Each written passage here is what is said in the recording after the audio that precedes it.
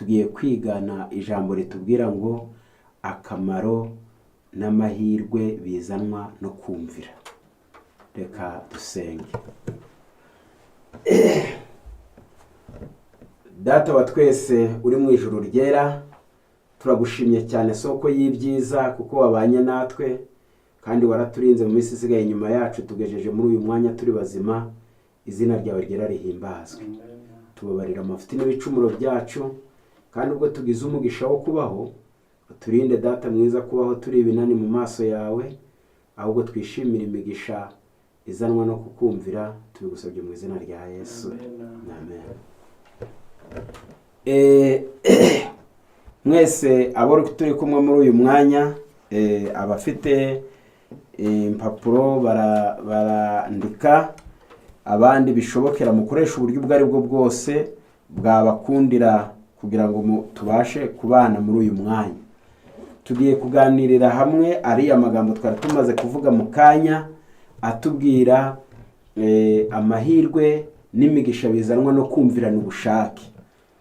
Benshi mu bakunda Imana cyangwa se mu bayishaka bajya bashaka ko Imana ibuzuriza imigisha, ndetse bagahora bayisaba, bakanezezwa no guhora bayereka amakene yabo n'ibibazo bafite, ariko bo yababwira kuyumvira bo bagaca ku ruhande, ndetse bagahora mu miborogo n'amarira byo gusaba ko Imana ibitaho, inabazirikana, ndetse rimwe na rimwe bakabona n'ibimenyetso byinshi bigaragaza ko Imana ibitaho, ariko bakanga kumvira. Mu by'ukuri mu gitabo cy'Itangiriro igice cya 12 duhere ku murongo wa mbere hari imigisha Imana yasezeraniye Aburahamu, ariko ari uko abanjije kumvira. Reka mwumve uko handitse. Igice cya 12 umurongo wa mbere, Uwiteka ategeka Aburahamu ati, va mu gihugu cyanyu usiga umuryango wanyu n'inzu ya so, ujye mu gihugu nzakwereka. Ubwo wabwiwe amabwiriza n'ibyo yagombaga kugenderamo. Arangije amubwira imigisha izagendana nuko kumvira. Nzaguhindura ubwoko bukomeye, nzaguha umugisha, nzogeza izina ryawe, uzaba umugisha, kandi nzaha umugisha abakwifuriza umugisha, kandi uzakuvuma nzamuvuma, kandi muri wowe nimwe imiryango yose yo mu isi izahererwa umugisha. Aburahamu yarabwiwe kuba umuntu w'igihangange. Muri iyi si ntabyo abantu bakorera cyane birenze, iyo bamaze kubona ibiryo, bakabona imyambaro, bakaba bazima, hari ibindi bintu baba bakeneye, n'ibi bikurikira. Icya mbere ni ukuba bakomeye. Imana irabimusezeraniye ngo nzaguhindura ubwoko bukomeye. Icya kabiri ni uko abantu aravuze ngo nzaguhindura ubwoko bukomeye, nzaguha umugisha, nzogeza izina ryawe, uzaba umugisha. Abwiwe gukomera, abwiwe kogera, akaba igihanganga, akaba umuntu uzwi, ndetse agahabwa imigisha. Buriya dutinya ubukene, tugatinya abandi bo bakagira ibintu, ariko bakanga no kugira ibintu nangwa se gukomera, ariko ntibamenyekane. Buriya abantu bakunda kwamamara. Imana isezeraniye Aburahamu ngo nayumvira izamuhindura ubwoko bukomeye, izamuha imigisha, izogeza izina rye, kugeza ubwo igejeje igihe ivuga ngo nuzamuvuma izamuvuma. Ubwo ni Imana igiye kujyigwana n'abarwana na Aburahamu. Abafitanye ibibazo na Aburahamu nibo Imana izahindukira, abamukundi bakundi baha umugisha, abamwangi bangi bavume, ndetse abashaka umugisha bajye babaza Aburahamu kuboneka, ariko bizakomoka mu kumvira. Mu gitabo turasoma amasomo makeya maze dusome amagambo menshi mu byanditswe byinshi bidufasha kumva aya magambo. Tujye mu Guteka kwa kabiri igice cya 11 umurongo wa 13. Guteka kwa kabiri igice cya 11 ku murongo wa 13 ndasoma aya magambo akurikira. Nugira umwete wo kumvira amategeko yanjye, amategeko uyu munsi, ngo muhindukire Uwiteka Imana yanyu, muyikoreshereze imitima yanyu yose n'ubugingo bwanyu bwose, nzavubira igihugu cyanyu imvura mu bihe bikwiriye, imvura y'umuhindo n'iy'itumba, kugira ngo musarure imyaka yanyu y'impeke na vino yanyu n'amavuta yerayo yanyu, kandi nzamereza amatungo yanyu ubwatsi mu nzuri zanyu, muzarya muhage. Iyi ni imigisha izakomoka ku kumvira. Nta kugira amatungo akicwa n'inzara ntibizabaho abantu nibumvira Imana. Ni imigisha igombaga kujyanwa no kumvira. Guhinga ugasarura ibitaboze ari bizima bigahuza n'isoko bikaba byiza, ni imigisha izajyana no kumvira. Amakene y'ibyo dukeneye byinshi cyane bihishwe mu migisha yo kumvira. Ndetse ababisoma mu gitabo cyo Gutera kwa kabiri igice cya 28 muhere ku murongo wa 15 ho muzahasanga n'imivumo igerekeranye izibasira abanga kumvira Imana, abanga kumvira. Ariko reka nkomeze hano, aravuze ngo kuva igice cya 15 murongo 26 arababwira ati, nugira umwete wo kumvira Uwiteka Imana yawe, ugakora ibitunganye mu maso yayo, ukumvira amategeko yayo, ukayitondera ibyo yategetse byose, nta ndwara nzaguteza muzo nateje abanyegiputa, kuko ari njye Uwiteka ugukiza indwara. Hirya aho twahereye izina ryo kogera ryajemo, hirya aho twahereye izina rikomeye ryajemo, hirya aho twahereye ibyasezeraniwe Aburahamu kuba umuntu ukomeye n'Imana ikagirwana n'abamurwanya, Imana yabyirengeye. Tugiye mu Gutera kwa kabiri igice cya 11 hatweretse uburyo imigisha izagera ku matungo yacu no ku myaka yacu. Ariko kuva 15:26 hari imigisha tuzabona izakomoka mu kumvira Uwiteka, aho n'ubugingo bwacu buzagira ubutaraga. Mu gitabo cy'Ibihamya umuzingo wa mbere ndagifite hano, kidusobanurira imwe mu migisha yo gukomeza isabato. Barasobanuye ngo harimo amagara mazima, harimo umucyo, ndetse n'umunezero. Ibyo bintu Uwiteka bitanga nk'imigisha cyangwa nk'ingororano abera bagomba kubona bagituye hano ku isi. Ndasoma igice cya 26 murongo wa 16,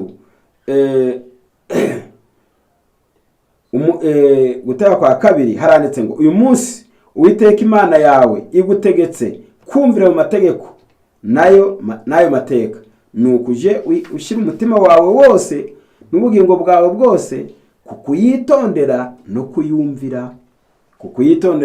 no kuyumvira. Kubera iki? Impamvu Uwiteka aravuze ngo uyu munsi wasezeranishije Uwiteka kuba Imana yawe, kugira ngo uhore ugenda mu nzira ikuyoboye, witondera amategeko yayo n'ibyo yagutegetse n'amateka yayo, wumvira ibyo ikubwiye. Aya magambo arakomeye. Aravuze ngo uyu munsi wasezeranije Uwiteka Imana yawe kuyumvira. Bavandimwe, hari igihe tujya duhagarara uruhande titwumvira ibyo Uwiteka avuze, twarangiza twebwe tukifuza ko Uwiteka dusohoreza imigisha ye. Ariko reka tubanze dusome ibyahishuwe igice cya 14 ku murongo wa mbere, mbone gusobanura byinshi. Nuko ngiye kubona, mbona ku musozi Siyoni ahagararanye n'abantu 1,000 n'inzovu enye n'ibihumbi 4 bafite izina rye n'izina rya Se yanditswe mu ruhanga rwabo. Numva ijwi rivugira mu ijuru rimeze nk'iry'amazi menshi asuma, kandi nk'iry'inkuba ihinda cyane, kandi iryo jwi numvise ryari rimeze nk'iry'abacuranzi bacuranga inanga zabo. Baririmba indirimbo nshya imbere ya ntebe y'ubwami n'imbere ya bya bizima 4 n'ababakuru. Nta muntu wabashije kwiga iyo ndirimbo keretse babantu 1,000 n'inzovu enye n'ibihumbi 4 bacunguwe ngo bakugwe mu isi. Abo reka tubumve rero. Abo nibo batandujwe n'abagore kuko ari abari. Abo nibo bakurikira umwana w'intama aho ajya hose. Bacunguwe mu bantu kugira ngo babe umuganura ku Mana no ku mwana w'intama. Mu kanwa kabo ntihabonetsemo ibinyoma kuko ari abaziranenge. Aba bantu bari banditswe izina ry'Imana mu ruhanga rwabo. Bari bafite izina rya Yesu n'izina ry'umwana w'intama. Ariko ibyo nshaka gusobanura muri uyu murongo ni ijambo rivuze ngo bakurikira umwana w'intama aho ajya hose. Ntabwo bapfuye kwibona kuri Siyoni. Ntabwo iryo zina ryapfuye kubagera mu ruhanga. Nta nubwo, ndetse ku magambo akomeye bavuze, baravuze ngo ni umuganura. Umuganura ku bantu bahinga ibiti by'amatunda cyangwa se by'imbuto, n'abahinga ibigori, n'abahinga ibishyimbo, hari utuntu tw'imyaka, ni hafi imyaka yose, ariko hari ibintu by'imyaka bijya bibanza kwera mbere y'ibindi. Biriya bintu by'umusaruro byerekana ko umusaruro uzaba mwiza, ariko bitanguranwa bikima mbere, ndetse babyita ngo ni imbuto z'umwima mbere. Abo bantu, isi mbi yuzuye umwijima, irimo abakiranirwa b'abanyabyaha, Imana yaruhuwe na bake beza babonetse, barakuze barera, ntibaba ibyagumbwa, maze baboneka mu isi, bo barabishe, bo ari beza, bo bakiranuka, bo biteguye kumvira. Uku kumvira iri jwi ry'umwana w'intama bakurikira aho ajya hose, muzarisoma mu gitabo cyitwa ibyakozwe n'intumwa cyangwa se Conqueror Pacifique, ku ipaje yaho ya 680. Basobanuye iri jambo ngo bakurikira umwana w'intama aho ajya hose. Barasobanuye ngo baravuze ngo bari bambaye imyenda yera. Iyo myenda yera irasobanurwa hano ngo ni ugukiranuka kwa Kristo. Cependant, ceux qui suivent l'agneau dans le ciel doivent d'abord l'avoir suivi sur la terre, non par contrainte, non par impulsion, mais avec une obéissance volontaire, faite d'amour et de fidélité, comme les troupeaux suivent le berger. Aravuze ngo ariko abakurikira umwana w'intama mu ijuru nababanje kumukurikira hano ku isi. Ntibazaba barabihatiriwe, ntibazaba barahubutse, bazaba barumviranye ubushake, babikunze, babikiranukamo nk'uko intama zumvira umwungeri. Aba bantu bazagendana turi kwigana ijambo ngo akamaro cyangwa se n'imigisha n'amahirwe bituruka ku kumvirana ubushake. Aba bantu ntabwo babihatiwe, ntabwo bigeze bakangishwa. Hari igihe rimwe na rimwe abizera babaho bagatungwa no gutinya imigayo, bagatungwa no gutinya guseba, bagatinya no gutinya ngo mbe baragira ngo iki.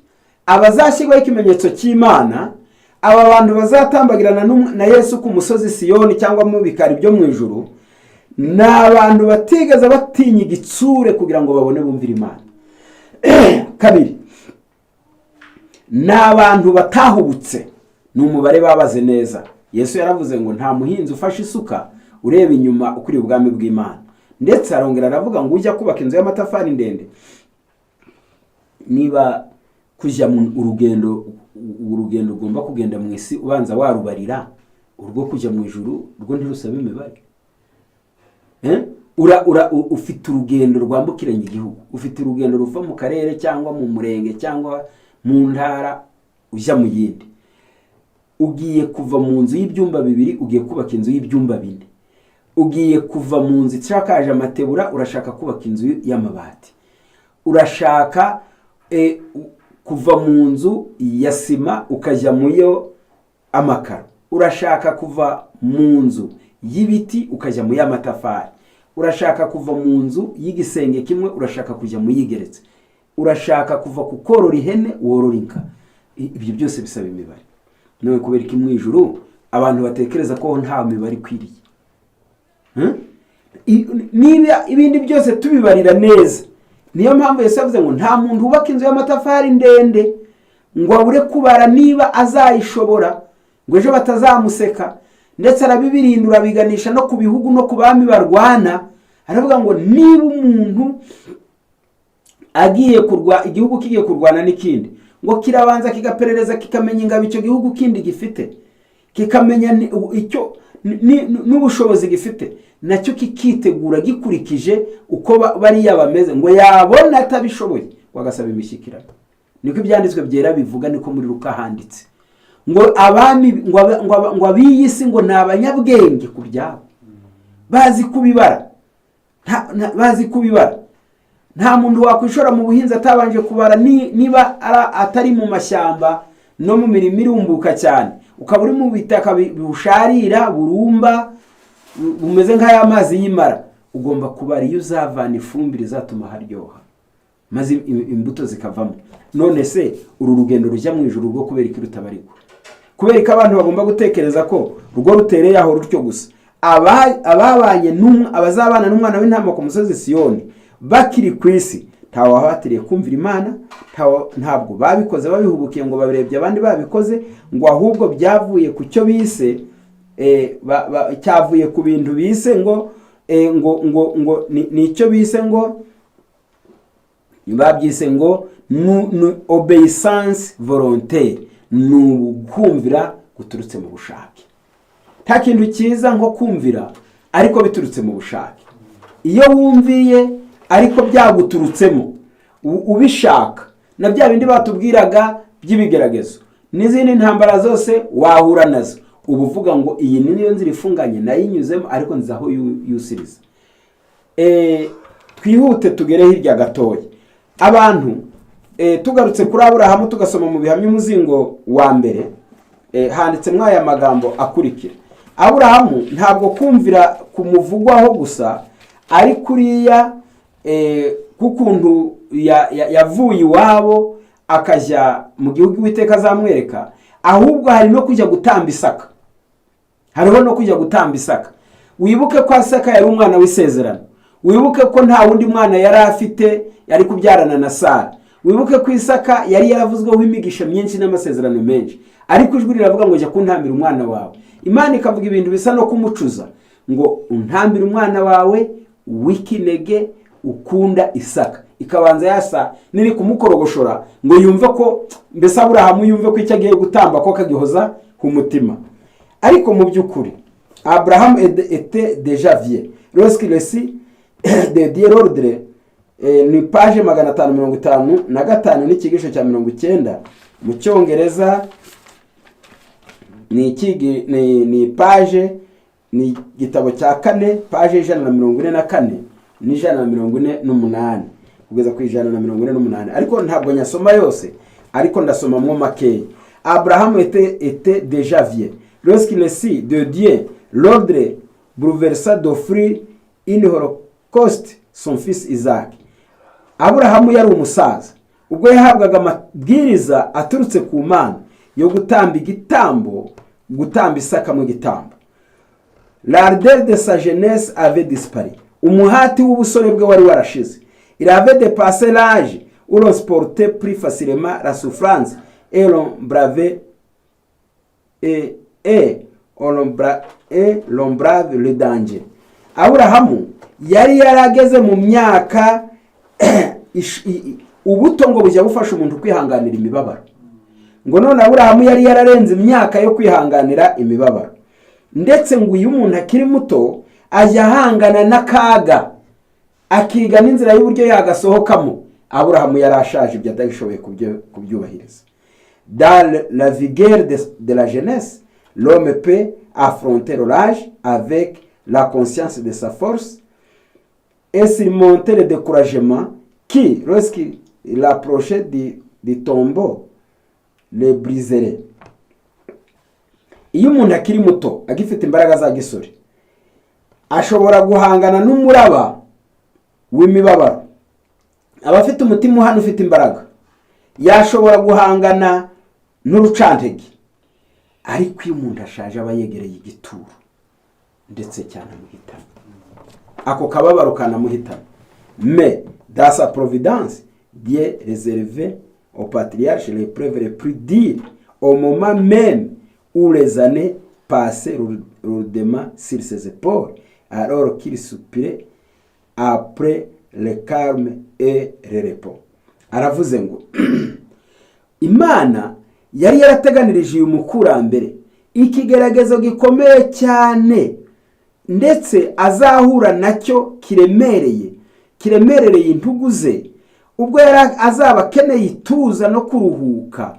Niho Imana yari yarageneye gutereka icyo kigeragezo, aho we yari akeneye ituza, akeneye n'ikiruhuko. Maze Imana iramusanga mu Itangiriro 22 umurongo wa 2 ngo fata umwana wawe Isaka uje kumuntambira. Le cœur du vieillard fut frappé de l'air. Umutima w'uyu musaza wagize ubwoba cyane. s'il avait perdu son fils par suite d'une maladie, le cœur du patriarche aurait été déchiré. Iyo uyu musaza aza gupfusha umwana we biturutse gusa ku burwayi, umutima we wari gushwanyagurika. Umutima we wari gushwanyagurika. Il aurait incliné avec tristesse sa tête aux cheveux blancs. Nukuri yari kunamisha umutima we afite ishavu, umutwe yari kunamisha umutwe we wuzuye imvi afite ishavu, mais il était demandé de verser de sa propre main se précieux ça. Ni indwara imwica cyari ikigeragezo, none asabwa igikomeye cyo kumubwira ngo ukoresheje akaboko kawe ayo maziranenge y'amaraso gendo yamene. Cela ne lui semblait pas possible. Ntabwo icyo yumvaga ari ikintu gishoboka. Cela ne lui semblait pas possible. Oya, Aburahamu ntabwo, kuko ari Imana yari ivuze, twari twasobanuye nabi, kuko ari Imana yari ivuze, yabonye ko Imana imusabye kinashoboka. Ntabwo yumvishije icyo Imana isabye kitagenza gite kidashoboka. Cependant Dieu avait parlé, il fallait obéir à sa parole. Imana yari ivuze, Aburahamu yaravuze ngo iyi Imana ivuze nta rindi tegeko ririkurikira, igikurikiraho ni ukumvira. Iyi Imana ivuze. Abraham était chargé d'années, mais cela ne le dispensait pas du devoir. Aburahamu yarashaje, ariko ntiyumvaga ku busaza bumubuza inshingano zo gukorera Imana. Ntabwo yahinduye ubusaza ubwitwazo. Il s'arma de toute sa foi. Yambaye kwizera kwe kose. Danze nangwase mwete. Afite agahinda kenshi mu mutima gacecetse.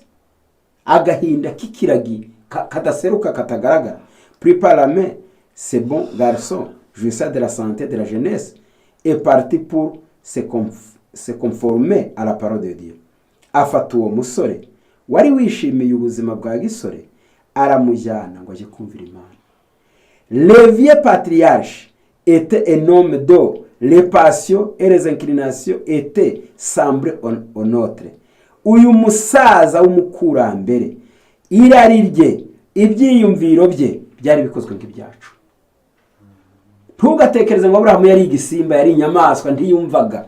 Oya, ahubwo yaripfushije, yarapfushije ibyiyumviro bya kamere ye kugira ngo yumvire Imana. Turi kwigana ijambo ritubwira ngo amahirwe n'imigisha byo kumvirana ubuki ubushake.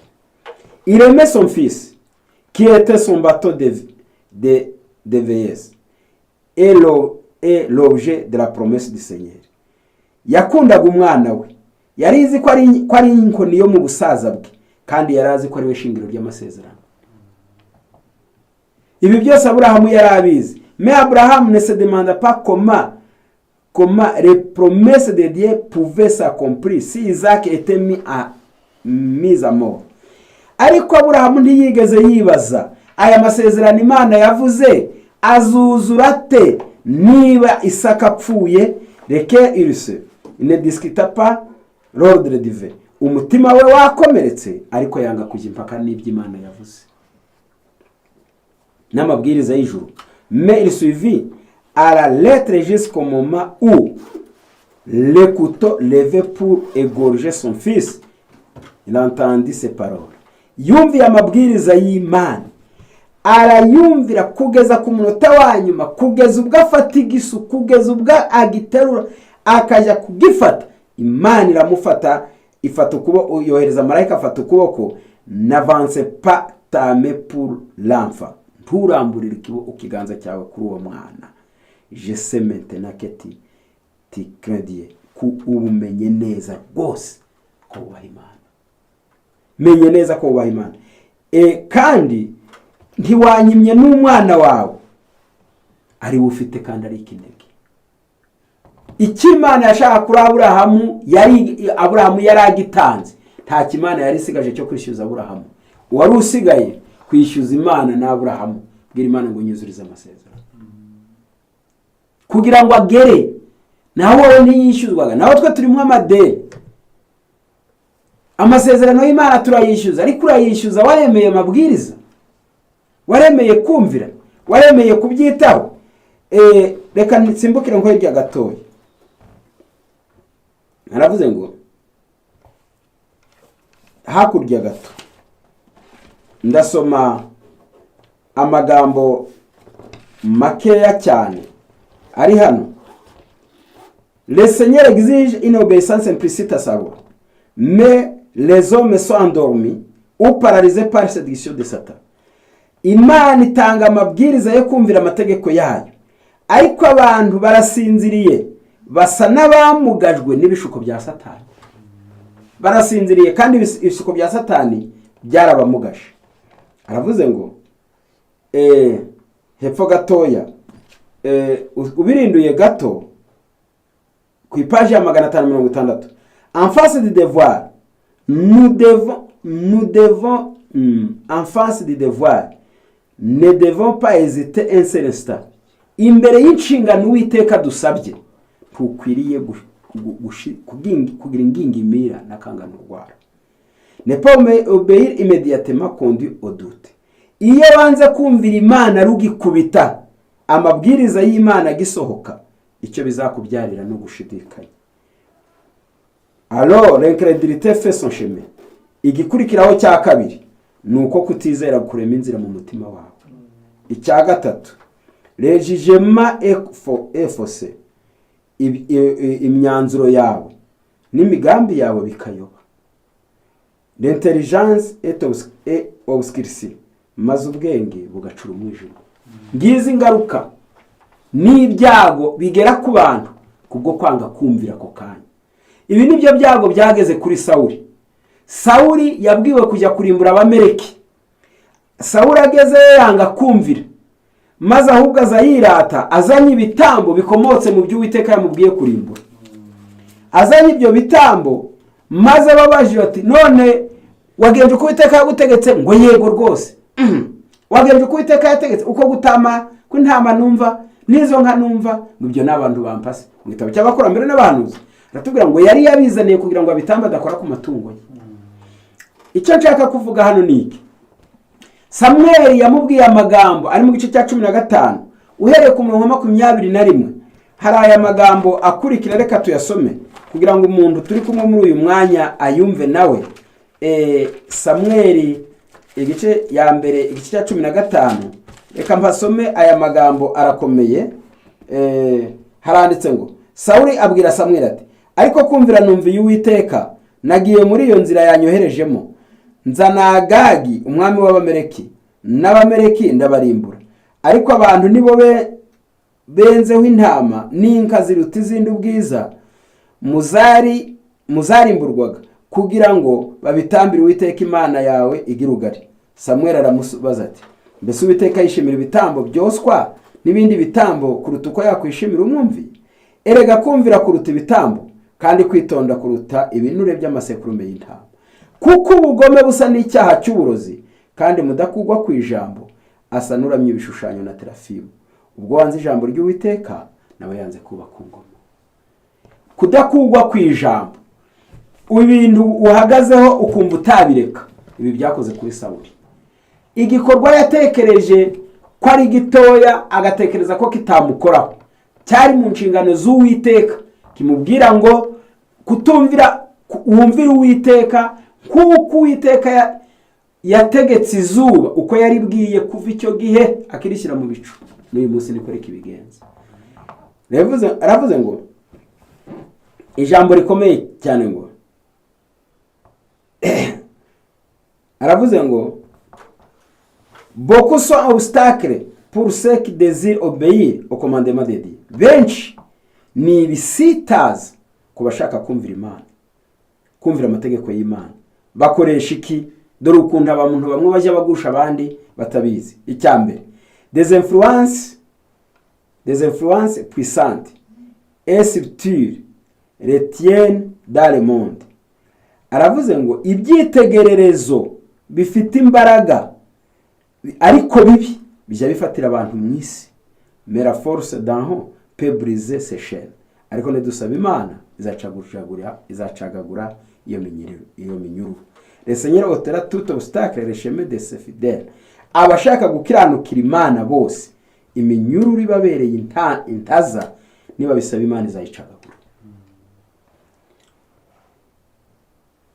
Uwiteka azaduha imbaraga, azaduha akanyabugabo, tuzanesha mu bigeragezo no mu ntambara duhura nazo zitubuza kumvira.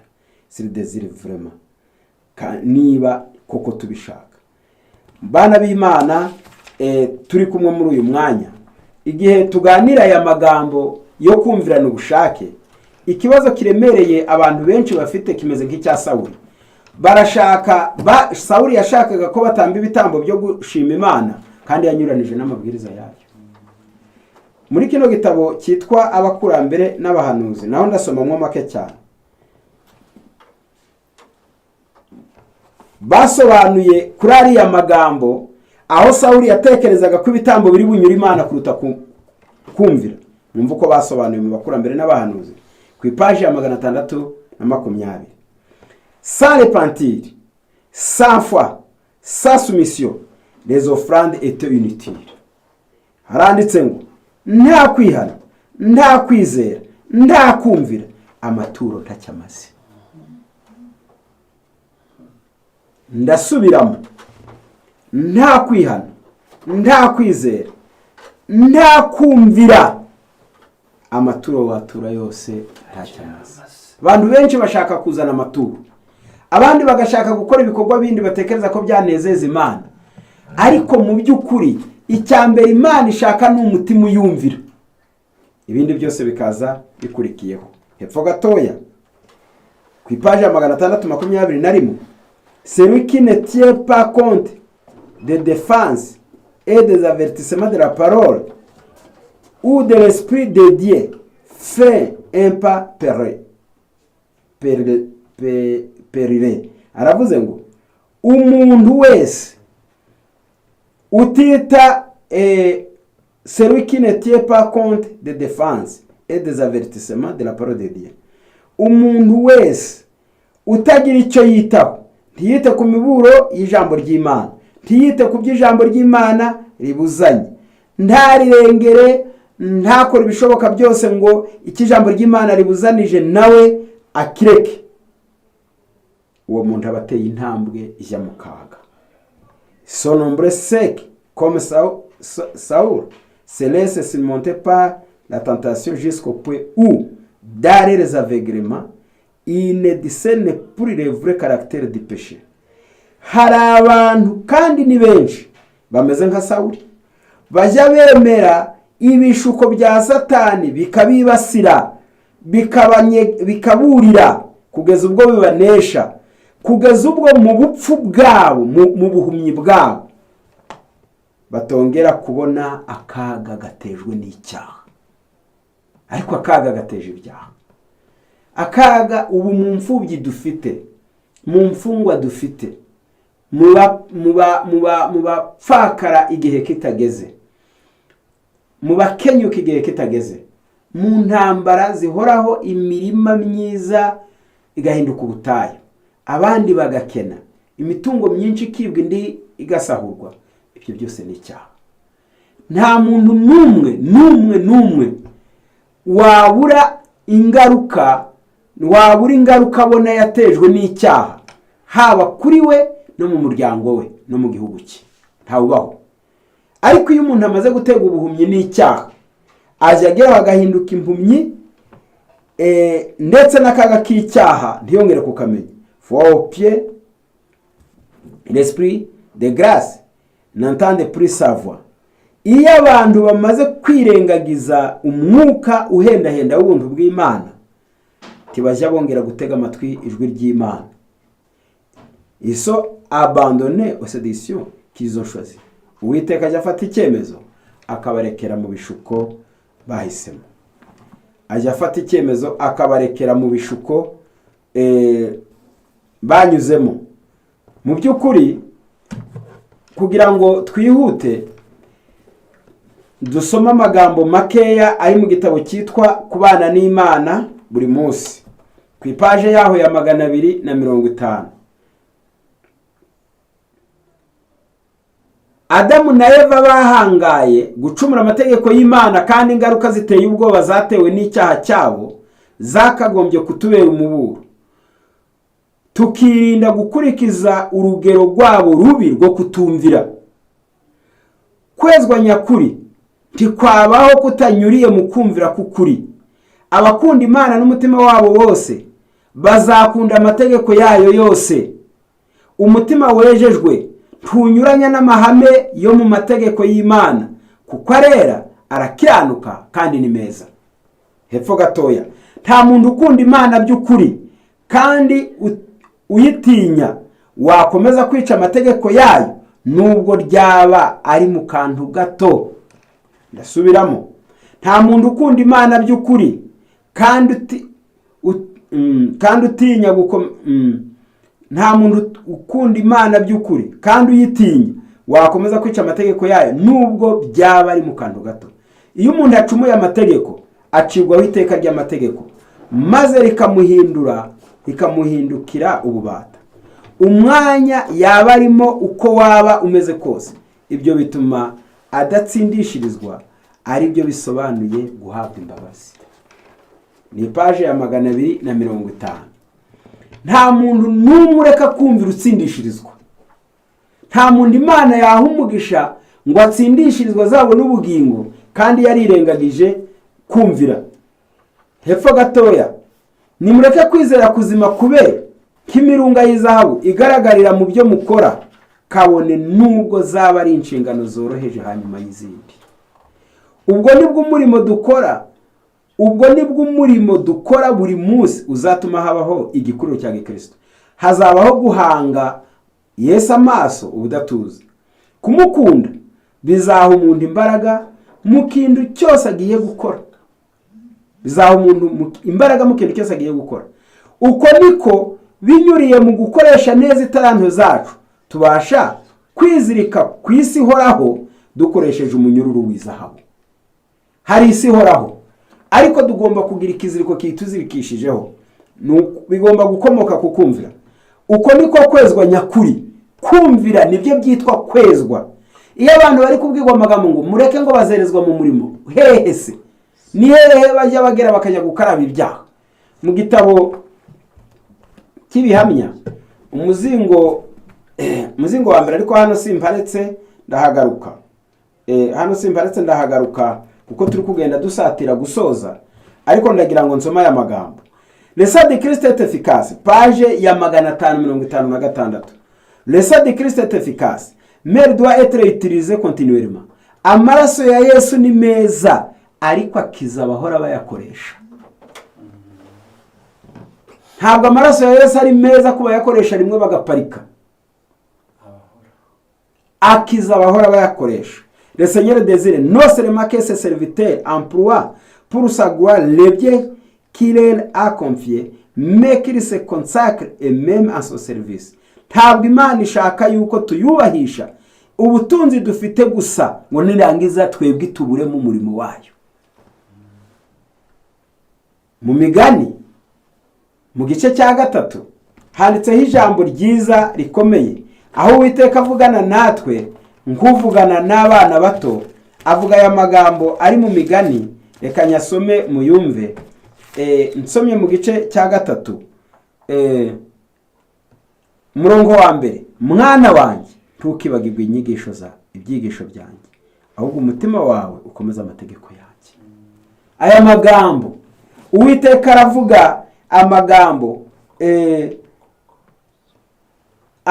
ayabwira abizera, ayabwira abantu bose nk'umubyeyi uvugana n'abana afitiye impuhwe.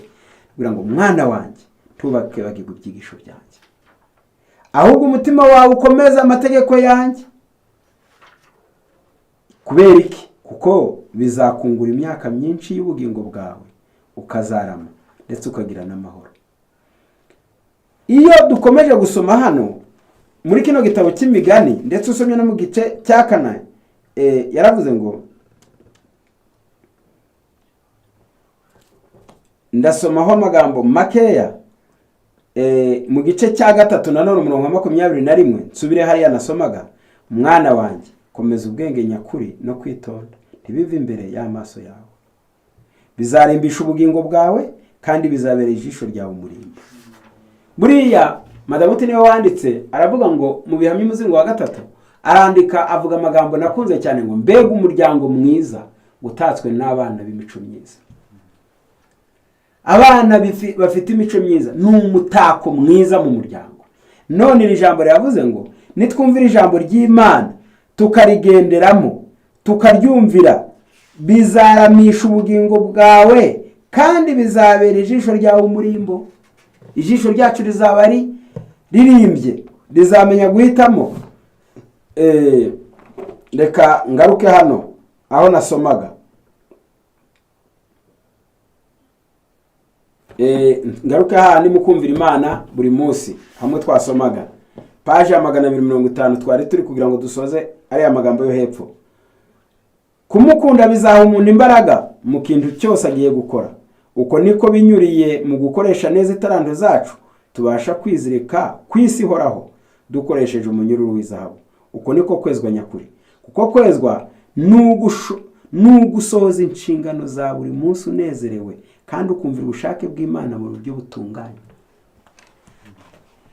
Iyi ni definisiyo umwizera wese turi kumwe muri uyu mwanya akwiriye guhora asubiramo akamenya ubusobanuro bw'ijambo kwezwa.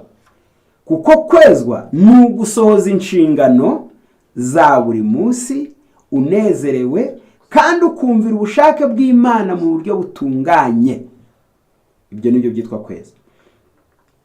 Iyo wumvira Imana mu mutima wawe, iyo ushyira umuhati mu kuyumvira, Yesu yemera icyo cyemezo niyo mihati nk'umurimo mwiza mwene muntu abashije gukora, maze ubuntu bwe bw'ubumana bukakuzuriza ibyo ubura. Icyampa aya magambo buri wese unteze amatwi akabyumva. Iri ni ijambo rikomeye cyane rifite ubusobanuro bwo gutsindishirizwa icyo ari cyo. Iyo wumvira Imana mu mutima wawe, iyo ushyira umuhati mu kumvira, Yesu yemera icyo cyemezo niyo mihati. Mbese ukuhora ukoresha iyo bwabaga ngo wumvire isabato nyitangire ku gihe, amateraniro nyabonekemo, nitange, mfasha abakene, nihana ibyaha, ubusambanyi, amagambo mabi, ibitekerezo bibi, kurwana, kwangana, ubusinzi, inshuti mbi. Ibyo byose ukavuga ngo ugahora mu muhati. Mu gitabo cyitwa guhamagara kwacu gukomeye, mu cyigisho kivuga ngo guhitamo, barasobanuye ngo niba abantu waragerageje kubahindura ngo ukabona barakunaniye, uzatandukane nabo. Ngo ntabwo abantu bose twabanga, twabagaburira, twabagurira imyenda, twabaha ibyo kurya, ngo ariko ndi twabagira inshuti niba twarananiwe kubahindura ngo bagane mu cyerekezo cyiza, ngo tukabagira inshuti. Niko basobanuye. Erega inshuti buriya umuhinzi w'ibirayi n'inshuti y'undi muhinzi, umucuruzi w'ubuconjo n'inshuti y'undi mucuruzi mugenzi we, umwubatsi w'umuenjeniyeri n'inshuti y'undi mwubatsi mugenzi we. Barangirana amasoko, barangirana ibikoresho, bafite icyo bamariranye. N'abajya mu ijuru nibo basangira amakuru y'urwo rugendo. Niyo mpamvu haravuze ngo iyo wemeye kumvira n'umutima wawe wose washyizeho umuhati, Yesu ajya areba iyo mihati yawe. Erega hari isezerano mu migani ngo abanshakana umwete bazambona. Ntabwo Imana yacu imeze nk'akagakoni bamanitseho amadolari, aho umuntu abakambaye atya mu mugongo, kakabirinduka hano imbere kakaba hano, akirukanka ntakagereho. Ntabwo Imana yacu ari uko imeze. Ahubwo iravuga ngo mu byakozwe n'intumwa cya 17 ngo tiri kure y'umuntu wese, ngo kugira ngo umuntu wese abashe kuyibona akabakabye. Rero Yesu yemera icyo cyemezo niyo mihati nk'umurimo mwiza mwene muntu abashije gukora, maze ubuntu bwe bw'ubumana bukakuzurizaho ibyo weho waburaga. Ngibyo byo umusaruro mwiza tuzavana mu kumvira. Nsoza ndasoma amagambo ari mu bihamya umuzingo wa 3, niho dusoreje cya kindi cy'ikinyarwanda gisobanuwe vuba. Ndasomamo amagambo makeya. Baravuze ngo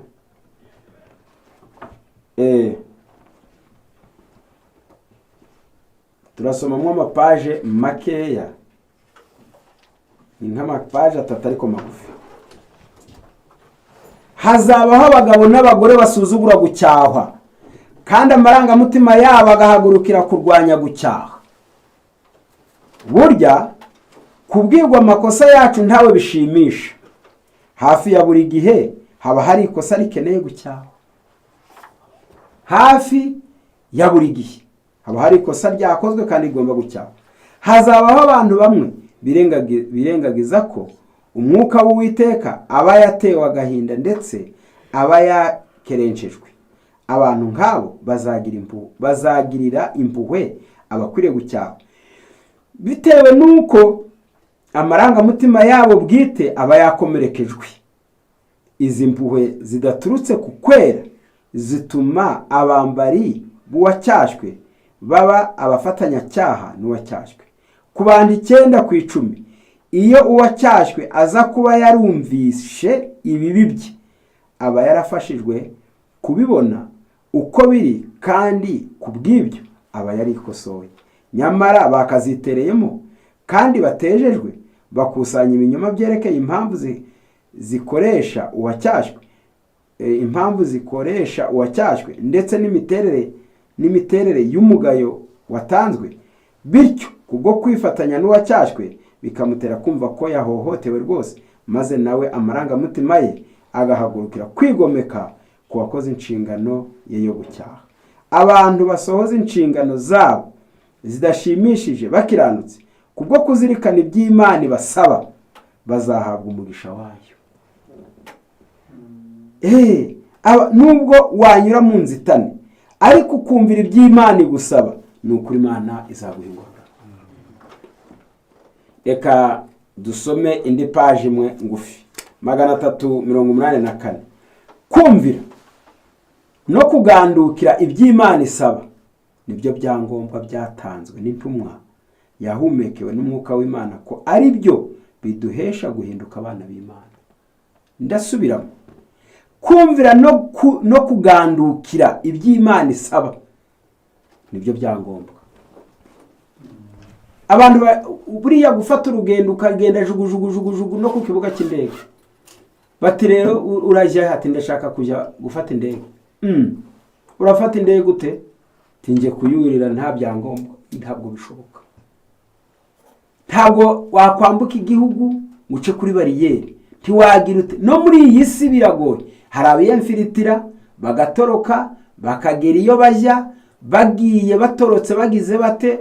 Ariko hari igihe ku isi bihinduka, ukabona abantu n'ubundi ngaruka zakundi bagiye batorokera ahandi zibagarutseho kanswe mu ijuru. Ho rero ndibishoboka ngo uhingukeyo. Ibyangombwa byo kujyayo ngibi, niyo passport, niyo rangamuntu, nicyo cyangombwa icyo ari cyo cyose waba ukeneye uzagere mu ijuru ngiki. Kumvira no kugandukira iby'Imana isaba nibyo byangombwa byatanzwe n'intumwa yahumekewe n'umwuka w'Imana, ko ari byo biduhesha guhinduka abana b'Imana, ari bo bagize umuryango wa cyane. Buri mwana muto wese n'umusore wese, buri mugabo n'umugore, Yesu yamurokoje amaraso ye bwite, amukura mu gwobo rw'irimbukiro aho Satani yabahatiraga kujya. None se niba abanyabyaha batazemera agakiza bahawe ku buntu, ibyo bibakuraho inshingano bafite guhitamo kwigumira mu byaha kwabo no kwica amategeko y'Imana bihandagaje. Ntabwo byoroshya na gato ubunyacyaha bwabo. Ibaze Yesu yadusanze turi kugwobo, turi guhatwa urupfu ku gahato. Yesu araturamira, adukiza gica Satani kugira ngo tubone ubugingo buhoraho. Nshuti bakundwa, dusoza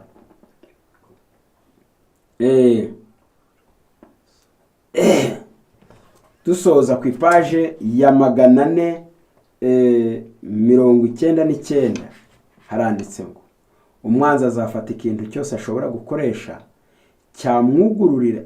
cyamwugururira kugira ngo agikoreshe mu kurimbura ubugingo. Hatanzwe ibihamya bihagije gufasha abantu bari mu myanya y'ingenzi, batangira neza kwikorera imitwaro no gukora uruhare rwabo mu murimo w'Imana. Ariko Satani abakurikiza ibishuko bye, maze amaherezo bagatsindwa. igihe abandi bitegereza imigenzereze yabo mibi, Satani yongorera intekerezo zabo ko mu bihamya byatanzwe. Ntabwo iriya hose nshaka kugerayo. Ni iryo nari nshaka ngo umwanzi azafata ikintu cyose ashobora gukoresha cyamwugururira kugira ngo agikoreshe mu kurimbura ubugingo. Ikintu cyose kigenza gite cyamworohera akagikoresha umuntu agapfa akabura ijuru, Satani azagikoresha. Reka muri aya masaha no muri uyu mwanya Imana idufashe, maze buri wese na muri muntu wese udukurikiranye muri uyu mwanya, tangira intambara yo kumvira. Nta bindi byangombwa uzabona, ibyigisho byose uziga bisuriza kuvuga ngo umvira. Nugira umwete wo kunyumvira, nugira umwete wo kunyumvira. Ntabwo twasoza tudasomye iri somo, ngira ngo buri wese aryumve.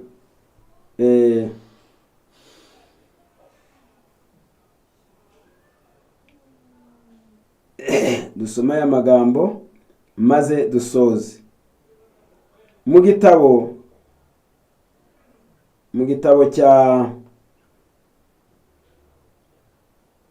Yeremiya 13:10, ubu bwoko bubi banga kumvira amagambo yake. Ngo ubu bwoko ni iki? Ni bubi. Ariko ikibagize babi ngo ntibajya bagenza bate?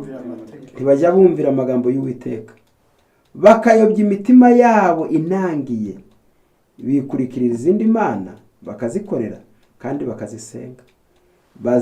Bazamera k'uwo mushumi utagira icyo umara. Uyu mushumi muzawusoma muri icyo gice cya 13.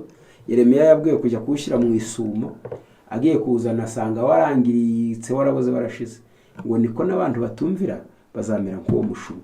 Imana turinde kumera nk'umushumi wangiritse, ahubwo duhe kuyumvira kandi tuyumvirane umunezero n'ubushake, twirongere amahirwe y'abakiranutsi mu izina rya Yesu. Amen.